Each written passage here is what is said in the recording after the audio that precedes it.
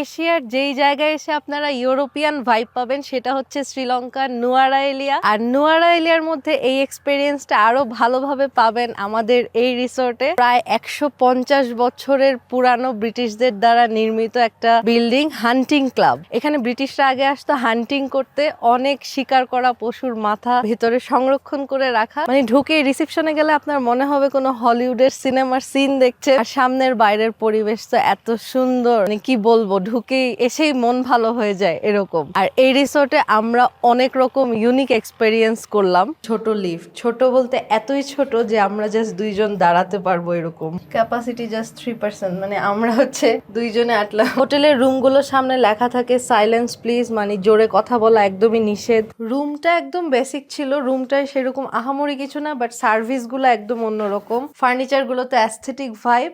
ব্রেকফাস্টের সার্ভিং স্টাইলটাও একদম ইউনিক ছিল। মজার ব্যাপার হচ্ছে এই রেস্টুরেন্টে ডিনারের ব্যবস্থা জিজ্ঞেস করাতে ওনারা আমাদেরকে বলছিল ডিনার করতে হলে একদম ফর্মাল স্যুট প্যান্ট পরে আসতে হবে, এটা হচ্ছে ড্রেস কোড, এটা একদমই বাধ্যতামূলক। এই ব্যাপারটাও এখানে ইউনিক, এরকম এর আগে আমরা কোনো হোটেলের রেস্টুরেন্টে পাই নাই। আরো একটা মজার ব্যাপার হচ্ছে গতকালকে রাতে আমরা এই রিসোর্টের সামনে দিয়ে হাঁটার সময় একদম পুরো হরর মুভির ফিল পাচ্ছিলাম। আর এই বাড়িগুলা দেখে মনে হচ্ছিল ওই যে ইংলিশ হরর মুভিতে আমরা দেখি এইসব বাড়িতে ভূত থাকে, আমাদের একদম ওইরকম একটা ফিল হচ্ছিল।